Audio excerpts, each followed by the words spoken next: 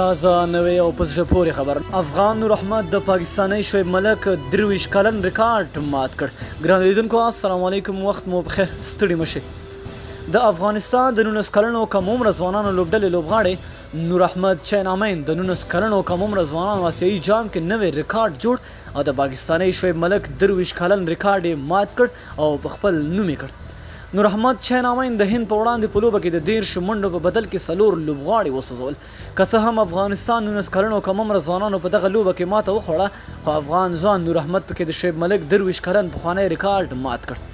د پاکستان شعیب ملک په 1996 میلادي کال کې د انګلستان په وړاندې د کم عمره ځوانانو په لړ کې د 13 منډو په بدل کې 4 لوبغاړي سوځولي وو، چې هغه وخت د نوموړي عمر 14 کاله او 311 ورځې وو. په افغان نور احمد دغه کارنامه د 14 کاله او 249 ورځو په عمر کې ترسره کړه او د ځوانانو په نړیواله لوبه کې تر ټولو کم عمره لوبغاړی شو چې په کم عمر کې په یوه لوبه کې 4 لوبغاړي وسوځول.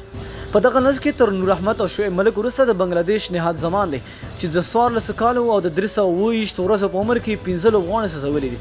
د پاکستان محمد عامر بیا د 15 کاله او 6 ورځو په عمر کې 4 لوبغاړي سوځولي دي او د هند منیشي بیا د 15 کاله او د 115 ورځو په عمر کې 15 لوبغاړي سوځولي دي.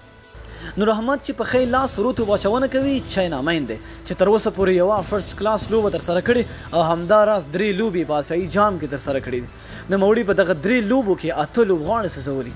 د یادولو ده چې د 19 کلنو کم عمره ځوانانو آسیایي جام کې افغانستان خپله لومړۍ لوبه له پاکستان سره ترسره او پاکستان ته یې د 15 منډو په توپیر ماته ورکړه. په دویمه لوبه کې بیا کویت لوبډلې ته د 7 وکټو په توپیر ماته ورکړه او په دریمه لوبه کې بیا له هند څخه د 3 منډو په توپیر ماته ومنله. نو مینه او مننه دوستانو چې ویډیو مو سره تر پایه ولیدله، که خوښه مو وي درسره لایک کړئ او د خپلو دوستانو سره هم شیر کړئ. تر بلې ویډیو د الله په امان.